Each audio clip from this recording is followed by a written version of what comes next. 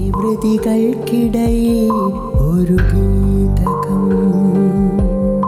ഇവിടെ. നമസ്കാരം. ജീവിതം സാക്ഷിയുടെ പുതിയൊരു അധ്യായത്തിലേക്ക് ഏവർക്കും സ്വാഗതം. ചില മനുഷ്യരെ കാണുമ്പോൾ തന്നെ നമുക്കൊരു ദയനീയത തോന്നും. കഥ കേൾക്കുമ്പോൾ അതിനേക്കാൾ സങ്കടം തോന്നും. പക്ഷെ ദാമ്പത്യത്തിൽ ഇത്തരം സങ്കടങ്ങൾക്ക് എന്ത് സ്ഥാനം? ഭാര്യ ജോലി ചെയ്യുന്നുണ്ടോ? ഭാര്യ ജോലിയുണ്ട്. Royal marbles മുട്ടിയാറെ.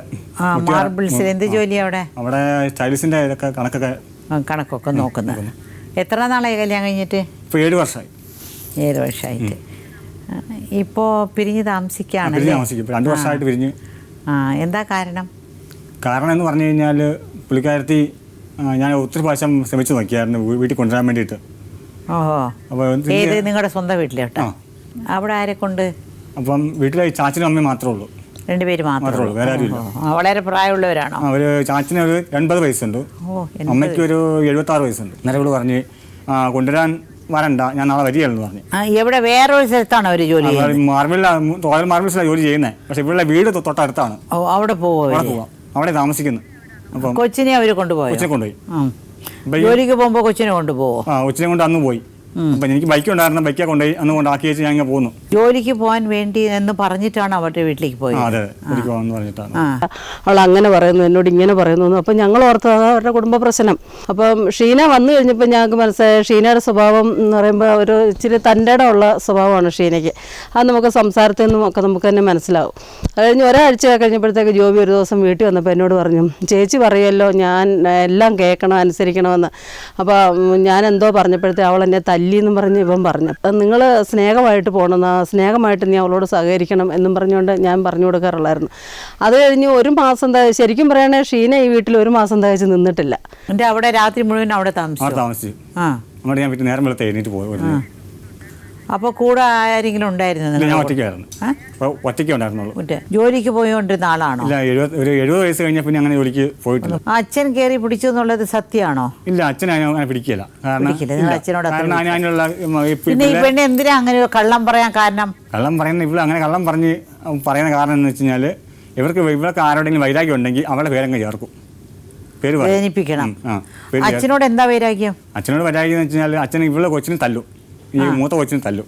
മൂത്ത കൊച്ചിന് അച്ഛൻ ഈ ആൺമക്കളെന്ന് വെച്ചാൽ ഭയങ്കര ജീവനാണ്. അച്ഛൻ തല്ലണ്ടെന്ന് പറയും. അപ്പൊ അച്ഛൻ തടസ്സം പിടിക്കും. അച്ഛൻ കയറി പിടിച്ചു എന്ന് പറഞ്ഞില്ലേ?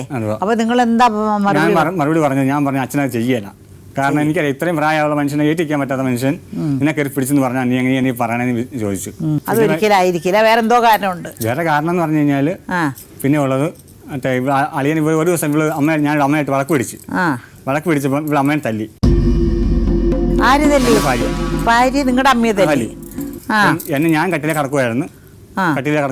അപ്പം ഇവിടെ ഞാനായിട്ട് വഴക്ക് പിടിച്ച് കഴിഞ്ഞപ്പം ഞാനായിട്ട് വഴക്ക് മൂത്ത് വന്നപ്പോൾ എൻ്റെ തൊണ്ണയ്ക്ക് കുത്തിപ്പിടിച്ച്. അപ്പോൾ തൊണ്ണയ്ക്ക് കുത്തിപ്പിടിച്ചപ്പോൾ കുത്തിപ്പിടിച്ചപ്പം ഇത് കണ്ടുകൊണ്ടിരിക്കുന്ന അമ്മ ഓടി വന്നിട്ട് പറഞ്ഞു നീ അവനെ വിടാൻ പറഞ്ഞു. എനിക്ക് അവനെ കൊല്ലല്ല വിടാൻ പറഞ്ഞു. അമ്മ തടസ്സം പിടിച്ചപ്പം ഇവിടെ കൈ വീശിയ അമ്മയ്ക്ക് തന്നു കൊടുത്തു. ഇവിടെ എല്ലാവരും ഫോൺ വിളിക്കും. അപ്പോൾ ഞാൻ ആരാ വിളിച്ചേ? അയാൾ പറയും ജോലി ചെയ്യണം അവിടുത്തെ മുതലാളിയാണ്. പക്ഷേ മുതലാളി അല്ല ആയിരുന്നില്ല വിളിച്ചത്, വേറെ ആൾക്കാരാണ് വിളിക്കുന്നത്. അപ്പോൾ എനിക്ക് എന്നാലും അവർ പറയും അവിടുത്തെ മുതലാളിയെ വിളിക്കുന്നതെന്ന് പറയും. മുതലാളി എന്തിനാ അവർ വിളിക്കേണ്ട ആവശ്യം? ഇവിടെ നാളെ വരുമ്പോൾ ഇന്ന പണി ചെയ്യണമെന്നൊക്കെ പറഞ്ഞ് വിളിക്കുന്നതായിരിക്കും. അങ്ങനെയൊക്കെ പറയും. അപ്പോഴേക്കും അങ്ങനെ ഈ പടയെ കാണിച്ചു കഴിഞ്ഞപ്പോഴേക്കും എനിക്ക് മനസ്സിലായി ഇവളുടെ പോക്ക് അത്ര പന്തിയല്ല. ആ ഫോട്ടോ കാണിച്ച് എന്ത് പറഞ്ഞു? ഫോട്ടോ കാണിച്ച് പറഞ്ഞു ഇതുപോലെയൊക്കെയുള്ള കാര്യങ്ങൾ ചെയ്യണം, എന്നാലേ ശരിയാവുള്ളൂ.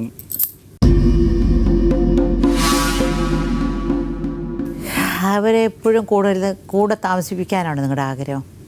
ഞാനിപ്പോൾ എന്താ ചെയ്യേണ്ടത് മാഡം? എനിക്ക് വേറെ ഒരു നിവൃത്തിയില്ല. അങ്ങനെയല്ല, എനിക്ക് ഒരു ഈച്ചാൻ്റെ അമ്മയും ഇന്ന് നാളെ മരിച്ചു കഴിഞ്ഞാൽ എനിക്ക് വേറെ ആരുമില്ല. ഞാൻ ഒറ്റപ്പെടും. പിന്നെ പോയിട്ട് ഒരു ജോലി എടുക്കാൻ പോയാലും വീട്ടിലാളില്ലാതെ എനിക്ക് ഇറങ്ങിപ്പോയി കഴിഞ്ഞാൽ ഒരു ഗ്ലാസ് ചായ എടുത്തരാൻ പോലും ആളില്ലാത്ത അവസ്ഥ വന്നു കഴിഞ്ഞാൽ എന്ത് ചെയ്യും? എന്ത് പറഞ്ഞിട്ടാണ് പണങ്ങി പോയത്? കാരണം എന്ന് പറയാൻ ചോദിക്കുമ്പോൾ പറഞ്ഞു എൻ്റെ കൂടെ ജീവിക്കാൻ ഇഷ്ടമില്ലെന്നാണ്. അല്ല, ചോദിക്കുമ്പോൾ അത് ശരി. ആ ഇഷ്ടമില്ലാത്തതിൻ്റെ കാരണം എന്താണെന്ന് അറിയാമെന്ന് ഞാൻ ചോദിക്കുന്നത്. ഇവള് പറയുന്നത് വെച്ചാൽ ഇവളോട് എനിക്ക് സ്നേഹം ഇല്ലെന്നാണ് പറഞ്ഞത്. സ്നേഹിക്കാൻ എനിക്ക് പറ്റും. അതോ ഒരു ഭർത്താവിന് കിട്ടേണ്ടതായ ഒരു സ്നേഹം കിട്ടാനായിട്ട് അവൾക്ക് കഴിയുന്നില്ല എന്നുള്ളതാണ് അവൾ ഉദ്ദേശിക്കുന്നത്.